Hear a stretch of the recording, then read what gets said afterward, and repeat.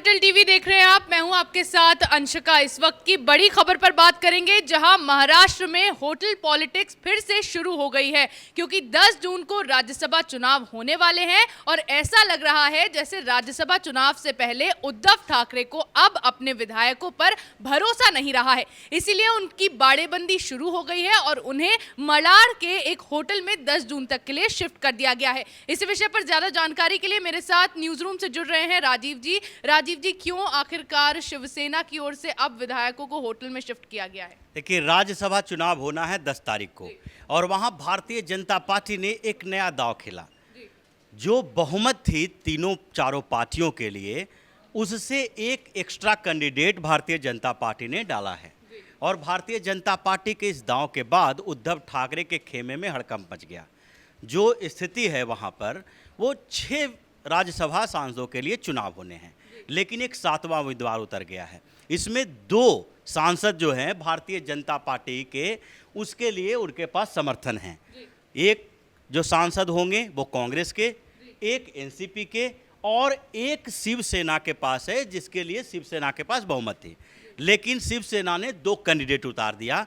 शिवसेना को लगा कि यहाँ पर जो एक्स्ट्रा वोट हैं एनसीपी के पास, कांग्रेस के पास, निर्दलीय विधायक जो हैं या छोटी पार्टियों के विधायक जो हैं, यानी कि इन सब के समीकरण के साथ वो अपना एक अलग से एक्स्ट्रा सांसद राज्यसभा में भेज सकते हैं। पहला सांसद उन्होंने बनाया, जो नॉमिनेशन करवाया, वो है संजय राउत। उसके बाद एक दूसरा जो पॉलिटिक्स इनकी थी कि संजय पवार जो कोल्हापुर से हैं, उसको टिकट दे दिया गया। अब इसके बाद इक्वेशन बदलने लगे हैं। भारतीय जनता पार्टी, कांग्रेस और एनसीपी, ये सबके बीच खलबली मची हुई है और उद्धव ठाकरे इसी बात से परेशान हो रहे हैं कि अब उन्हें अपने विधायकों पर ही भरोसा नहीं रहा है। अगर इक्वेशन देखेंगे तो वहाँ पर भारतीय जनता पार्टी के पास 106 विधायक हैं। अब एक जो सांसद अभी चुना जाना है राज्यसभा का, उसके लिए 42 विधायकों यानी 42 वोट की जरूरत महाराष्ट्र में होगी। यानी 84 वोट भारतीय जनता पार्टी के पास है, जिसके लिए 2 सांसद बन जाएंगे। और उसके बाद तीसरा उन्होंने धनंजय महादिक को खड़ा कर दिया। अब धनंजय महादिक जो है पहले एनसीपी के नेता थे, एनसीपी के सांसद भी रह चुके हैं, वो भी कोल्हापुर से हैं। अब एनसीपी के अंदर भी उनकी अपनी पहचान है, तो 2 स्तर पर अब चल रहा है। उद्धव ठाकरे का जो प्लान था वो फेल होता दिखाई पड़ रहा है, क्योंकि तीसरा कैंडिडेट जब भारतीय जनता पार्टी ने उतारा, उसके बाद से उद्धव ठाकरे का जो दूसरा कैंडिडेट थे उसके लिए परेशानी पैदा हो गई। अब एनसीपी ने अपने प्रफुल्ल पटेल के लिए सीट रिजर्व कर ली है। उसके बाद एनसीपी के पास 13 एक्स्ट्रा वोट बचते हैं, जबकि दूसरी तरफ कांग्रेस के पास 2 एक्स्ट्रा वोट हैं और शिवसेना के पास 12 एक्स्ट्रा वोट हैं। यानी कि शिवसेना को अगर देखा जाए तो अपने संजय राउत को अगर राज्यसभा के में सेफ सीट देते हैं, संजय पवार के लिए शिवसेना को 15 अतिरिक्त वोटों की जरूरत पड़ेगी, जबकि भारतीय जनता पार्टी को 20 वोटों की जरूरत है। अब पॉलिटिक्स यहीं से शुरू हो जाती है, क्योंकि 15 वोट जो उद्धव ठाकरे को अपने अगले उम्मीदवार के लिए चाहिए, वो 15 वोट जुटाना मुश्किल हो रहा है। अगर देखा जाए तो कांग्रेस और एनसीपी, ये दोनों पार्टियों का अगर पूरा समर्थन मिले तब अतिरिक्त 15 वोट की जरूरत पड़ेगी, जो छोटी पार्टियों के साथ उसके साथ आ सकते हैं, निर्दलीय विधायकों के साथ आ सकते हैं। लेकिन ऐसा होने वाला नहीं है। ये जो दिखाई पड़ रहा है उसमें पहले से ही, जैसे संजय राउत ने पहले बयान दिया कि भारतीय जनता पार्टी यहाँ पर हॉर्स ट्रेडिंग करने की कोशिश में लगी है, यानी विधायकों की खरीद फरोख्त करेगा, जबकि उद्धव ठाकरे भी उसी में लगे हुए हैं। अब स्थितियाँ जब खराब होने लगी, नज़दीक आने लगा चुनाव, तो उद्धव ठाकरे को ये लगने लगा कि कहीं हमारे ही विधायक धनंजय महादिक को वोट न दे दें, यानी भारतीय जनता पार्टी के साथ न चले जाएं।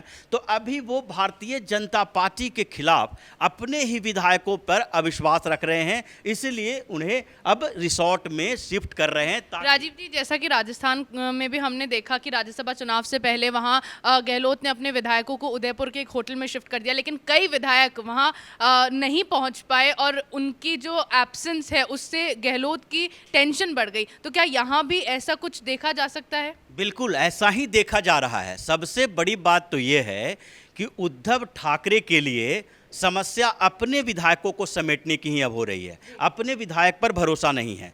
जब अपने विधायक के ऊपर भरोसा नहीं है तो एनसीपी के, कांग्रेस के या फिर छोटी पार्टियों के, जिसकी वो दावा करते हैं कि जो छोटी पार्टियां हैं 11, उसके 16 विधायक उनके साथ हैं।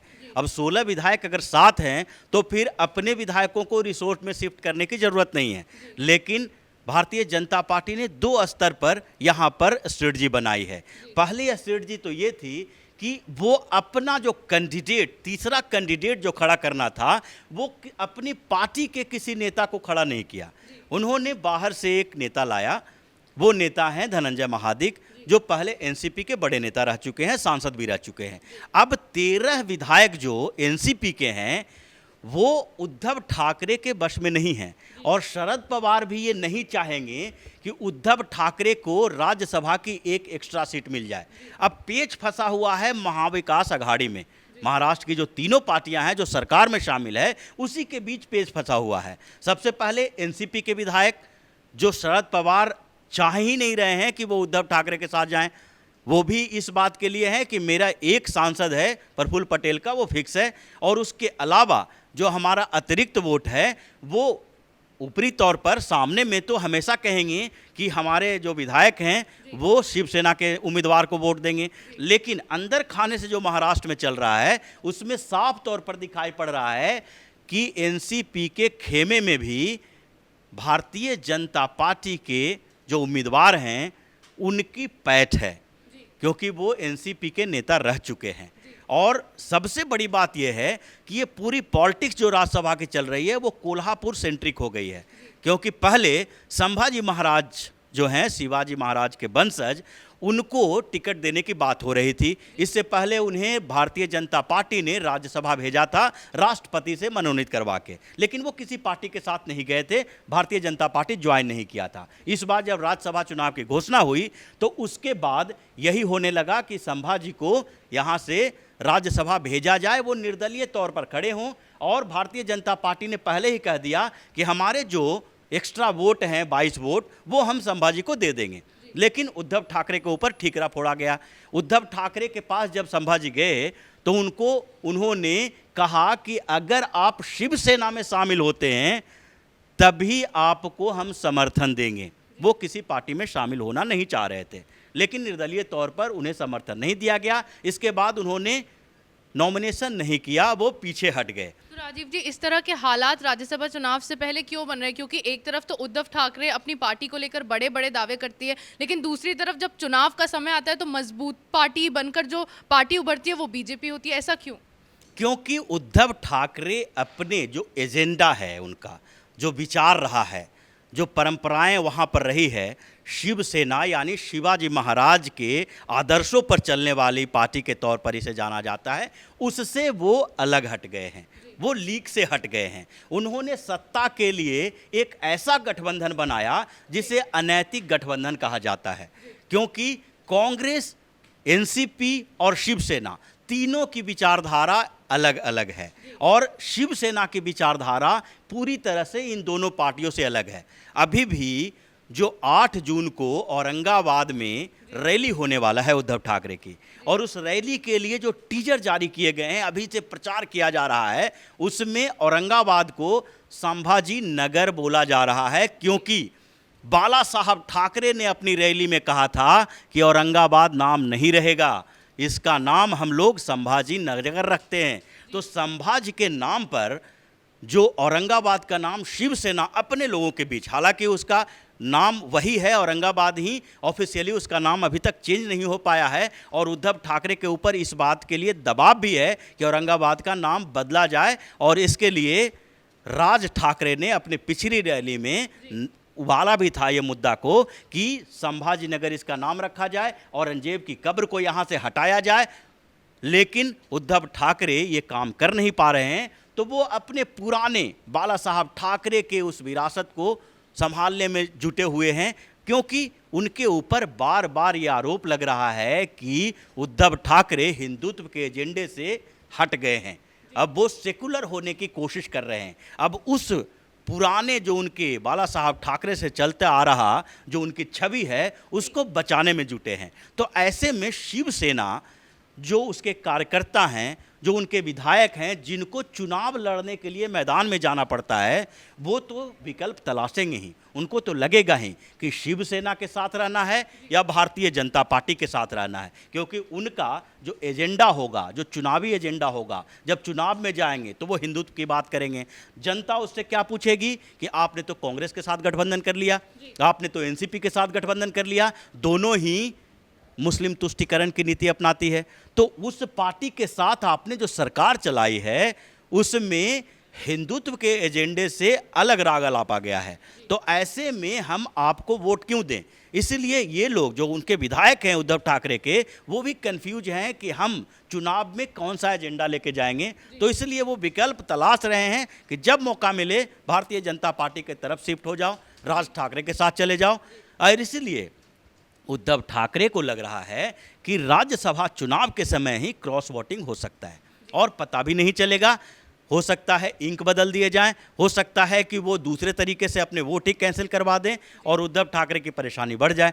तो इसलिए अभी वो अपने विधायकों को समेटने में लगे हैं और एनसीपी कांग्रेस के विधायक क्रॉस वोटिंग करेंगे उसकी जानकारी अभी नहीं है इन लोगों के पास, उनको उसके बस में भी नहीं है, क्योंकि एनसीपी प्रमुख शरद पवार पर वो दबाव नहीं डाल सकते कि आप अपने विधायकों को भी हमारे साथ भेज दो।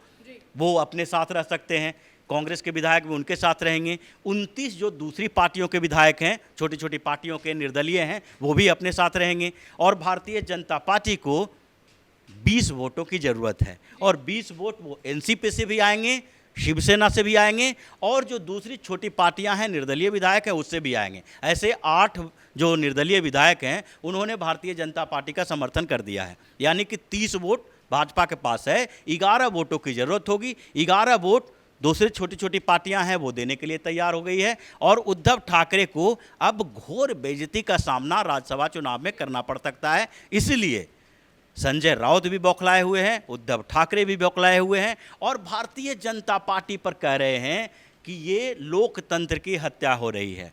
जबकि हर जगह पर, कर्नाटक में देखें तो कांग्रेस ने यही किया, यहाँ पर भी हरियाणा और दूसरे स्तर पर राजस्थान में भी कांग्रेस की समस्या इसलिए बढ़ी हुई है क्योंकि उसके विधायक अपने साथ नहीं हैं, निर्दलीय विधायकों के ऊपर भरोसा नहीं है।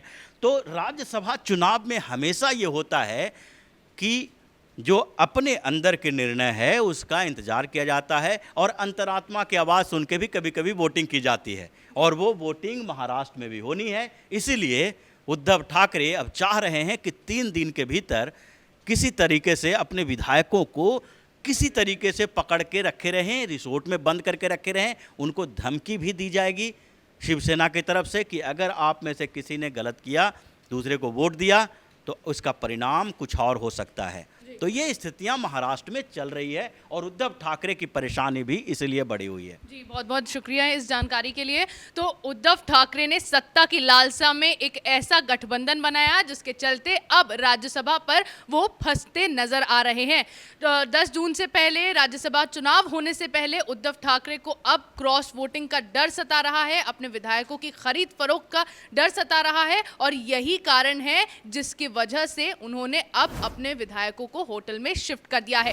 खबर पर हमारी नजर बनी रहेगी। कैमरा पर्सन अशोक के साथ मैं अंशिका, कैपिटल टीवी।